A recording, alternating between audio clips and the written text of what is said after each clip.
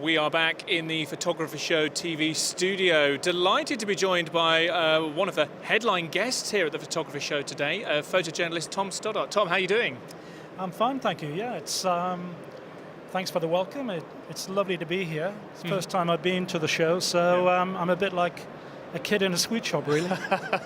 Or a pig in muck, as I've been describing myself all morning. Now, you were first up this morning on the super stage. For anyone who wasn't able to see that talk, because I know all of these talks have sold really well here, give us a rundown as to what you were talking about.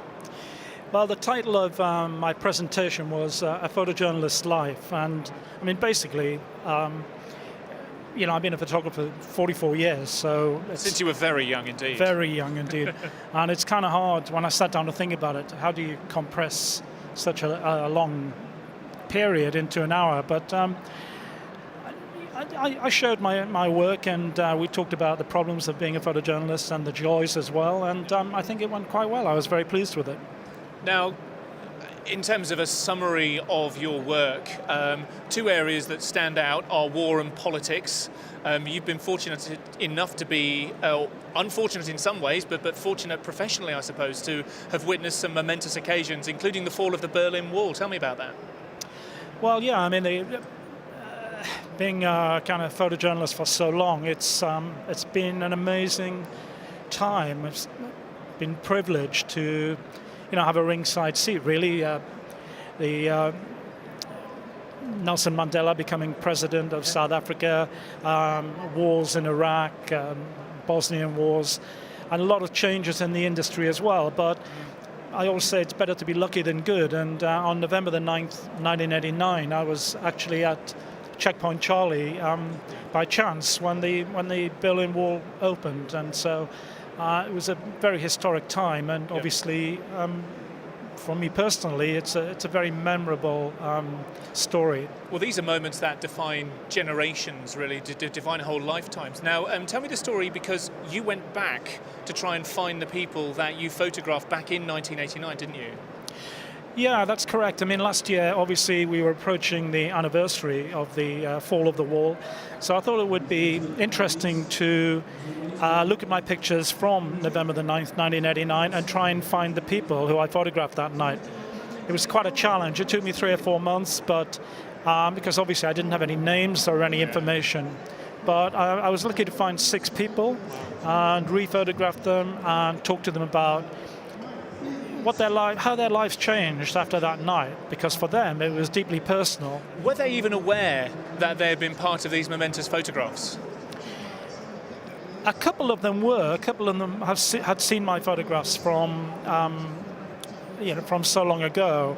I photographed the very first section of the wall coming down, so the people around that area, those pictures were used widely around the world, so they had seen themselves in Time magazine, Sunday Times.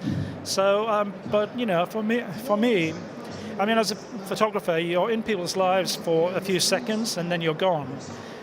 So to go back and talk to them about their life after that moment was incredible. It's an interesting paradigm. You say you're in people's lives for just a second, yet that image that you take in that second lives on, almost carries on, having a life of its own. Absolutely. I mean, I sometimes joke that I've only actually worked 3 minutes for my entire life, because if you divide everything up by 500th of a second, it's not an awful lot of work time. But a split second, as you say, it can live forever. So people like me don't really often get the chance to go back and talk to the person that you photographed. So this was one way of reliving the story for myself as well. Yeah. Politics is the other side, very much, of what you've been working on. And back home as well, so you've done some stuff with Tony Blair and with David Cameron, is that right? I managed to convince Blair to allow me to document his 1997 campaign. Okay. Mainly because it was kind of obvious that the Labour Party were going to get to power after 18 years of Conservative rule. Yep. And I thought he was very interesting time politically. So eventually he allowed me unprecedented access. So I spent the whole time behind the scenes, fly on the wall type photo essay. And then I also photographed Gordon Brown when he became Prime Minister, and more recently David Cameron. In fact, I've just spent some time with Cameron in the last few weeks. I'm really interested by the fly-on-the-wall dynamic. I mean, when you are there, I mean, you say fly on the wall, you're a bit larger than a fly, with all due respect, and it is quite obvious that you're there taking pictures. Do you find that some people respond better to that? Do you find some people kind of shy away, or generally are they quite welcoming the fact that you're documenting their work? Well, politicians are quite hard to work with. They're very well aware of the damage that pictures can do, as well as the benefits as well. So the challenge really is to gain their trust and to work quietly. I mean, that's why I use Leica cameras. They're very small, very unobtrusive, great quality lenses. But mainly it's because I can keep myself as small as possible. Obviously, I don't pose anything or set anything up. So literally, it's shooting whatever happens in front of you. Style. Exactly, right. Yeah. So, if you're in the cabinet, if you're in a cabinet meeting, or the Prime Minister's traveling on a plane or something like that, you don't really want, to be.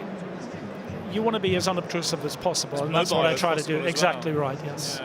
Okay, terrific. And finally, for now, Tom, you've done your talk today, but you're here tomorrow as a regular punter, just taking a look around. How do you find, after being in the career for so many years, having seen so many cameras, just to be a punter at a photo show like this? Oh, it's fantastic. I mean, look at all these photographers having a great time, all spending their money. Whenever I'm told, photography is dead, I look at things like this, I see all the money that's being spent, all the creativity around, all the products, and I want to be part of it. Terrific. Well, listen, Tom, it's been a pleasure having you here today. I really hope you enjoyed just the opportunity to walk around and get hands-on with some cameras, including the Leica cameras as well. Like you say, really good stand. It's good to have them here this year. But yeah, Tom, thank you so much for joining us. Thank you.